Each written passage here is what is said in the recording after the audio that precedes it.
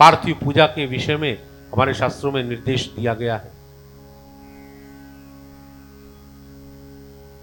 भाद्रपद मास शुक्ल पक्ष में चतुर्थी तिथि को जो भगवान गणपति की आराधना की जाती है, उसमें पार्थिव प्रतिमा बनाकर गणपति की उसकी पूजा करनी चाहिए और फिर उस पार्थिव गणपति को प्रवाहित कर देना चाहिए।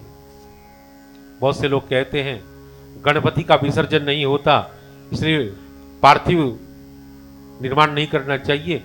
वास्तव में हम कोई भी आराधना करते हैं, पूजा करते हैं, अनुष्ठान करते हैं तो प्रार्थना करते हैं कि गणपति और लक्ष्मी का निवास हमारे घर में रहे और जितने भी देवता हमने आवाहित किए हैं वो अपने अपने स्थान को जाएं, गणपति का निवास हमारे घर में ही रहे। मूल रूप से गणपति का विसर्जन नहीं होता, परंतु पार्थिव रूप में जिस देवता की पूजा की जाती है, मिट्टी बनाकर, मिट्टी का गणपति बनाकर उसका तो प्रवाह कर ही देना चाहिए। लेकिन गणपति का पार्थिव स्वरूप बनाकर उसकी उपासना करके प्रवाहित करने की जो परंपरा है, जो शास्त्रीय परंपरा है, वो अब बिगड़ती जा रही है।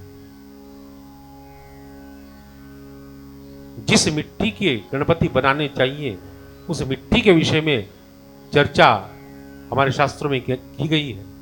हम शिवलिंग बनाएं या किसी भी देवता की मूर्ति को बनाएं, जो मिट्टी होती है वो मिट्टी पावन मिट्टी होनी चाहिए, शुद्ध मिट्टी होनी चाहिए।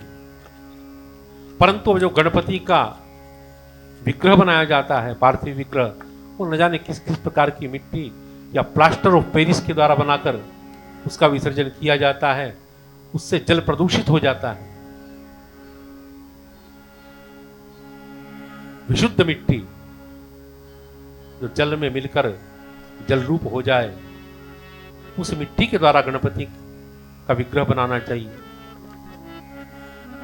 तो श्रावण मास में पार्थिव शिव की उपासना, भाद्रपद मास में पार्थिव गणपति की उपासना, आश्विन मास में पार्थिव दुर्गा की उपासना हम लोग करते हैं।